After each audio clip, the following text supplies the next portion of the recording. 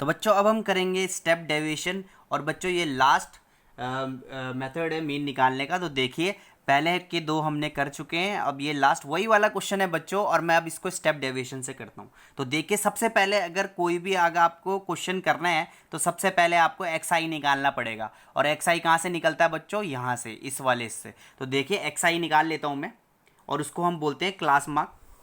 तो class mark कैसे निकलेगा बच्चों? देखो 0 + 2 डिवाइडेड बाई 2 विच इज़ 1, फिर 6 डिवाइडेड बाई 2 3, और बच्चों इन दोनों के बीच में कितना गैप है? 2 2 का गैप है, तो 2 2 करता हूँ मैं, तो ये हो जाएगा आपका 5 7 9 11 एंड 13। ठीक है बच्चों, ये आ गया मेरा एक्स आई। ठीक है बच्चों, अब बिल्कुल स्टेप डेविएशन जैसे एज्यूम्ड मीन है बिल्कुल वैसा ही है, आपको यहाँ पे एज्यूम्ड करना पड़ेगा, है ना। तो बिल्कुल वही चीज़ करता हूँ मैं, इसको एज्यूम्ड कर लेता हूँ ए। तो आपको बिल्कुल एग्जैक्टली वैसा ही मेथड आपको यूज़ करना पड़ेगा। आधा आधा तो आपको बिल्कुल स्टेप डेविएशन जो है, आधा आपको एज्यूम्ड मीन जैसा ही करना पड़ेगा, शॉर्टकट मेथड करना पड़ेगा। तो देखो ये हो जाएगा D I equals to X I minus A, assumed mean. ठीक है, तो देखिए यहाँ पे कितना हो जाएगा, इसके ऊपर वाले तो सारे नेगेटिव होते हैं, तो ये हो जाएगा 1 - 7 6, 3 - 7 -4, 5 - 7 -2, 7 - 7 0, 9 - 7 2, 11 - 7 4, 13 - 7 6। ठीक है, यहां तक ऑपरेशन आपका सेम लगने वाला है, डीआई ऑपरेशन यहां तक आपका बिल्कुल बिल्कुल सेम लगेगा जैसे आपका एज्यूम्ड मीन में या शॉर्टकट मेथड पे लगता है। यहां से बच्चों एक ऑपरेशन और लगेगा इस पे स्टेप डेविएशन में, जो कि आपकी कैलकुलेशन को और इजी कर देगा। वो क्या होता है बच्चों? वो होता है U I equals to D I upon C. और इस सी को बच्चों, इस सी को मैं बहुत बुकों में इस सी को एच भी लिखा जाता है।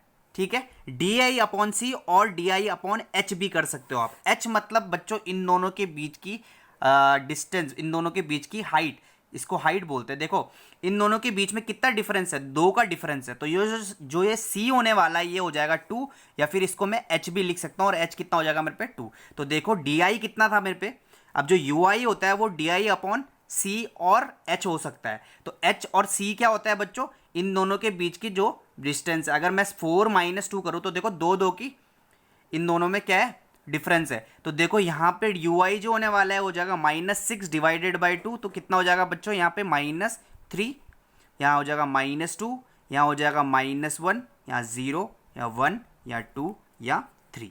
तो देखो बच्चों, देखो और इजी हो गया मिलने। तो ये जो मेरा यू आई आया देखो कितना छोटा वैल्यू आ चुकी है। अब मैं क्या करता हूँ बच्चों, अब मैं एक काम करूंगा, अब इसका पहले ये यू आई मैंने इसलिए निकाला क्योंकि आप इसका फॉर्मूला अगर आप देखोगे तो इसका मैं पहले फॉर्मूला यहाँ पे लिख लेता हूँ।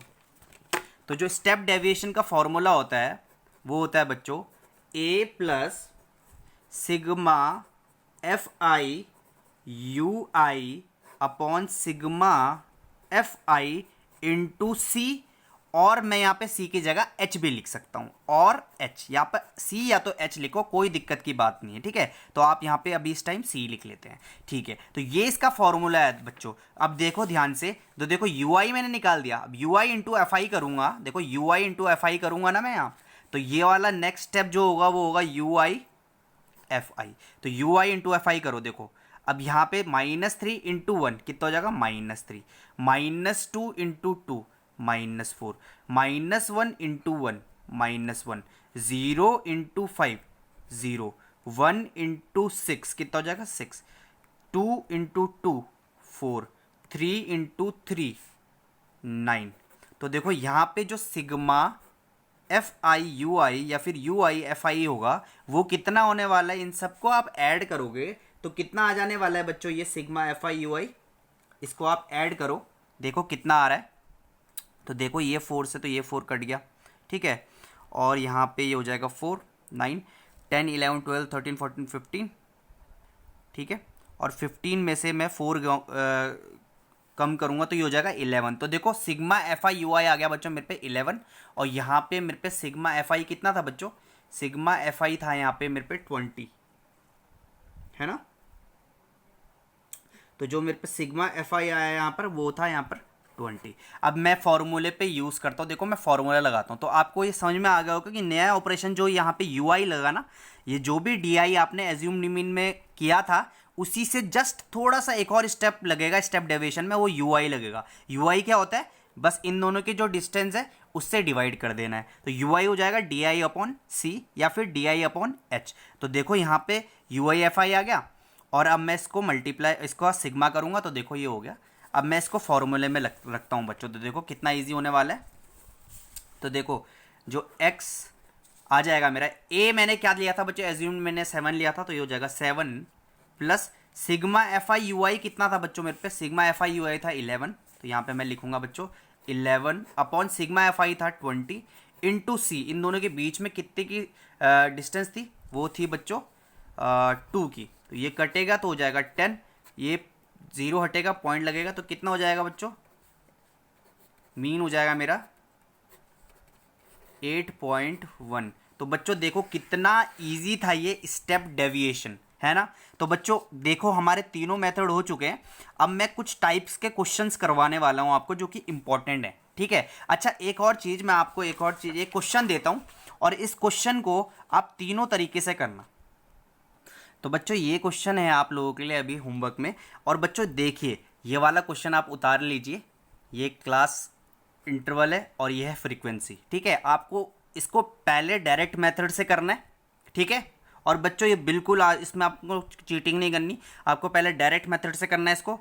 डायरेक्ट मेथड में जब आप करोगे अपनी टाइमिंग देखना, ठीक है, स्टॉप वॉच रखना, अपना मोबाइल रखना, कुछ भी रखना, अपनी टाइमिंग देखना डायरेक्ट मेथड करने की, फिर एज्यूम मीन करना, फिर अपनी टाइमिंग देखना, और फिर स्टेप डेविएशन करना, और फिर अपनी टाइमिंग देखना। देखना आपको कितना अंतर लगने वाला है, और ये बहुत इंपॉर्टेंट है। इसलिए बच्चों मैं अभी पहले आप इसको करना, ठीक है, और अपनी टाइमिंग देखना। और बच्चों अगर ऐसा क्वेश्चन आए और बोला जाए कि भाई मीन निकालो, और उसमें बोल नहीं रखा कि भाई डायरेक्ट मेथड से करना है, एज्यूम मीन से करना है, स्टेप डेविएशन से करना है, तो बच्चों आंख बंद करके स्टेप डेविएशन से करना, क्योंकि स्टेप डेविएशन सबसे कम टाइमिंग लेता है। पहले ये क्वेश्चन करो आप, और आप खुद देखोगे कि यार स्टेप डेविएशन से कितना इजीली हुआ ये।